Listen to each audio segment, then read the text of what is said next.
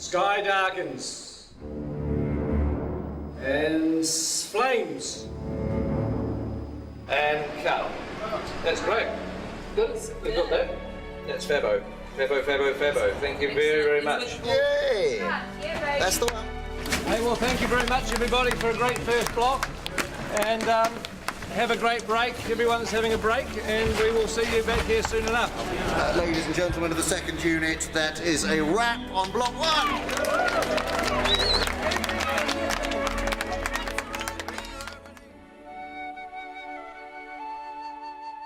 So we're just going to get one more pick-up in Bag End. Hello. Yep. Come on. Oh, so hi, Pete. Hey, Andy. How you Come doing? on in. Just wanted to do one more pick-up in here, if that was all right. What's this? Oh, this is the video blog pickup. Yeah. That's right. There you go. End of block 1. But anyway, we just wanted to say hi to everybody because we haven't done one of these video blogs since the beginning of the shoot. God, it feels like a lifetime. Oh. It doesn't, because the first week of shooting, we did with Andy as Gollum. Here's this precious thing we eat. You weren't a second unit director in those days. You were an actor. You were an old-fashioned. And now I've crossed over to the dark side. You've now gone to the dark side. I'm wiped. I'm absolutely wiped. That's all yours. Is it? Oh, okay. Just give us a good battle. Yeah. Okay. I don't know how you do it.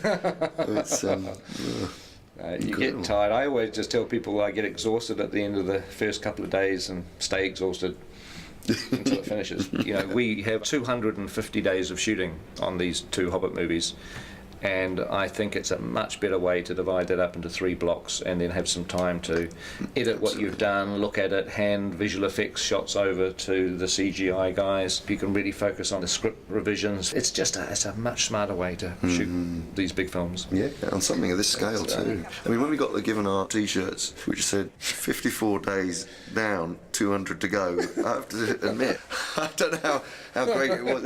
Please wear these on set tomorrow. It wasn't exactly a morale-lifting moment, was it? Everywhere you turn on the people's backs was 200 days to go. It's like, oh God, I felt tired before lunch, Good news is that it's over. First day back is Monday the 5th of September. So thank you guys. It's been a pleasure having you with us. What are you guys off to during the break? My wife and I, my lovely wife Aileen, we've got a holiday in the South Island of New Zealand planned.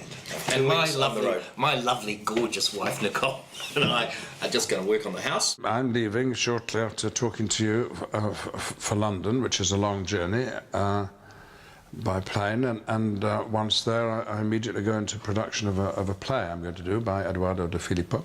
I'm going to America, to Pebble Beach, in a week to play some golf. Work on my tan so that I can really freak the makeup people out when I come back. I'm having a break. I'm having 4 weeks off. Bit of sleeping in. My favourite hobby. First, we're going to Australia to see our eldest daughter. I'm going to run a marathon. I'm going to attempt to sort of write and record a bit of a psychedelic sludge rock album. Hitting the fabric shops in central London. I go home to Thailand tomorrow. To Barcelona. To meet Doctor Who fans from Spain. Bali for 11 days. London and Paris to see friends. Manhattan Beach, because it's the closest beach to the airport. I haven't been home for the last 3 years, back in Belgium, so my mum is cracking the whip. And then I'm going to Vegas and spend all my hard-earned cash. Do some more swimming and lots of golf. Probably get a little bit drunk, a little bit on a holiday. I'm looking forward to going back with mates and getting on the drink, where I'm not going to get a bad reputation because they already know what I'm like. And now I'm going back to Ireland to see my family and see some of my mates in Belfast for a quiet little weekend. I hope no one phones me for about 3 weeks at least. Hopefully come back totally refreshed and ready to rock in the next lot. What are you doing on break, Andy? Well, I'm going back home to maybe have a little bit of time off to go on holiday with the family, and then really, before you know it, I'll be back. It's weird because you get to this point when you're at the end of a block of shooting and it sort of almost feels like you're going on vacation, but it's not, because on Monday morning I'm in the cutting room editing, and I've got to have meetings with Alan and John and Dan about designing stuff for the second block, and with Richard Taylor about all the things he has to build. So in some respects I'm back into pre-production again, but also I'm in post-production because I'm editing. Plus we're in production because we're shooting these movies. So it's sort of like being in pre-production, production and post-production all at the same time. It kind of gets a bit screwy. But before I get to do any of that, I've got to jump on a plane tomorrow morning and go location scouting down the South Island. So we'll take some good pictures. Yeah, I will. I'll take some good pictures.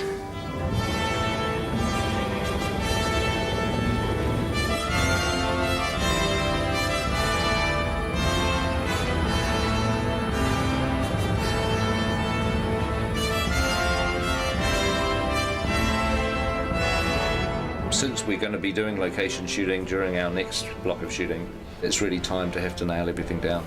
Well, on the recce there'll be, it's usually about 17 of us that go. We get around in 5 helicopters usually. It's quite a spectacle when we turn up.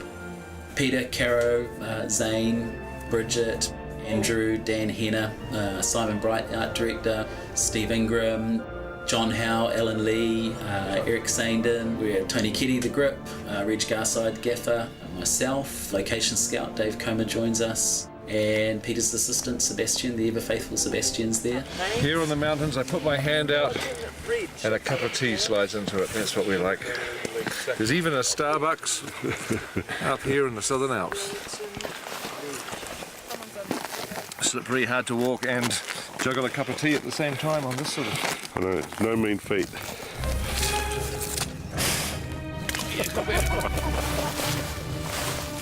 I never come prepared to these things.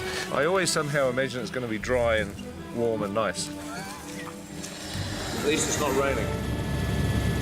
We'll be not just scouting, which is essentially searching for locations, we're now returning to the locations that we liked, and we're going to start to talk about the logistics. The old thing, by the time you've helicoptered everybody in and then you've got to helicopter them out before nightfall, you're not actually here early morning or late afternoon. No, right, yeah, during the middle of the day. It's all broad daytime.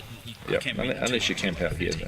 Well, that just, yeah. On set, we are allowing approximately half a rugby field for the essential equipment trucks, and then our marquees, crew parking, and also unit-based parking, which is where all our makeup and costume facilities are. If you make a path along the edge of the swamp in this... In essence, we need to create space for 2 rugby fields of equipment.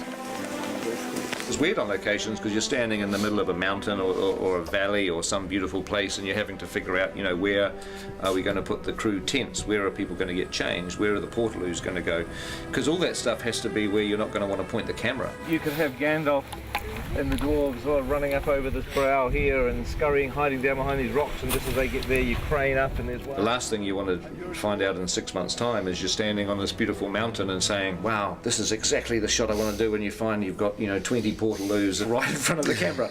That's not what you want to do, so you've got to figure all that stuff out. We've got to keep looking. It's sort of sooner rather than later, isn't it? Yep.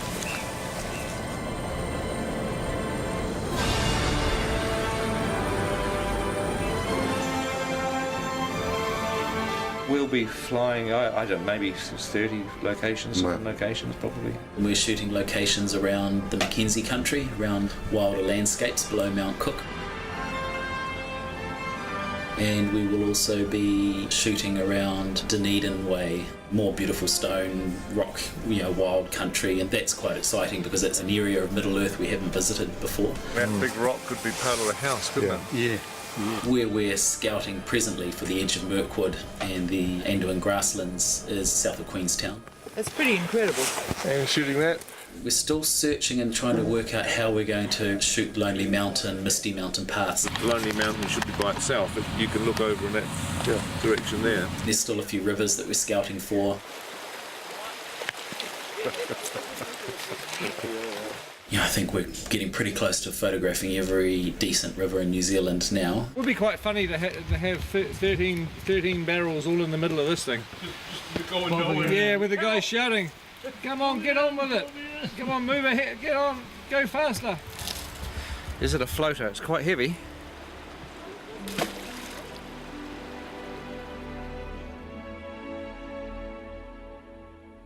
We're going to go to some reasonably remote places. Sometimes places that very, very few people have seen. There's plenty of New Zealand that we haven't seen yet. I think people think it's such a small country, and Lord of the Rings, we saw so much of it that we must have seen everything, but believe me, we haven't. There's a huge amount of wonderful locations still to come.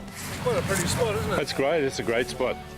Well, we'll say goodbye for now, and hopefully you've enjoyed this update, and there may well be another one coming during the break sometime, so keep your eye out for that.